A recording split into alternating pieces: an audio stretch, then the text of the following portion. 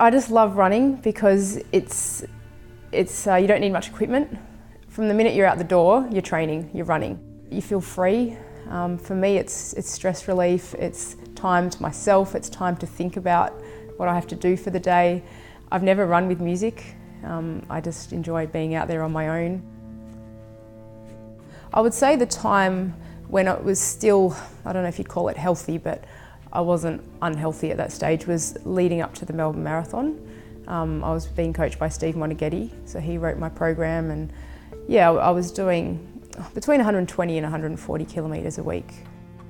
At the time, the whole way through, I didn't think it was a problem. I mean, I knew that what I was doing was not healthy, but I was so caught up in it all that I failed to see exactly how detrimental it was to my health, and I definitely didn't expect to pay the price that I did. I had people telling me to slow down, but I ignored them. I failed to listen. I had doctors telling me, I had other healthcare professionals, I had my parents, my boyfriend. They were all telling me to slow down, to rest more, to put on weight. But I was like, what do you know? You're not a marathon runner. You're so caught up in it, you're so controlled by this addiction and this inner voice that's telling you to push harder, to punish your body, to be the best that you can, that at the time it's impossible to escape.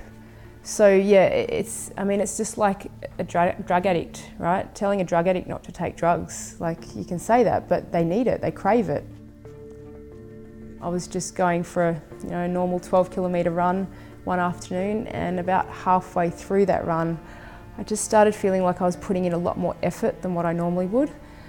And then a few minutes later, I started feeling a bit lightheaded, a bit dizzy, sort of like I wasn't really there. And then suddenly I had these symptoms in my legs, which even now when I talk about them, it's hard to imagine. I felt like my legs weren't really connected to me. It was like suddenly I wasn't in control of them. I didn't really know where the ground was, so my proprioception was totally out of whack. And yeah, I remember at the end of that run, I completed it. I was always going to complete the 12K no matter what, but I sort of just collapsed to the ground and bawled my eyes out, because suddenly I felt like my body was just running away from me. My body that I had been so in control of for so many years, that was invincible, suddenly was not. I got married in 2010 and we decided we wanted to start a family, and I knew deep down that I wasn't fertile. So when I want something, I want it now. So I guess just the way that I approached every training session, I approached this goal of having a baby. So it was the hardest thing I've ever had to do, to reduce my exercise from 14 times a week to about 3. And from an hour each time to about 20-30 minutes.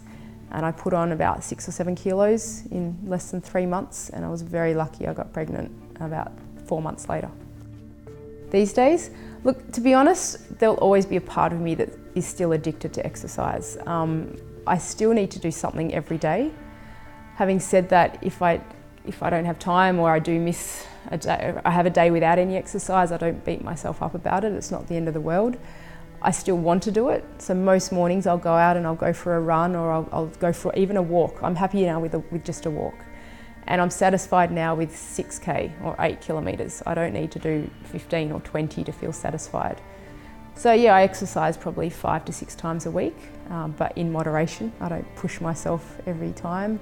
And I do it for, to have time to myself, especially these days with 2 kids. That hour in the morning is to have me time.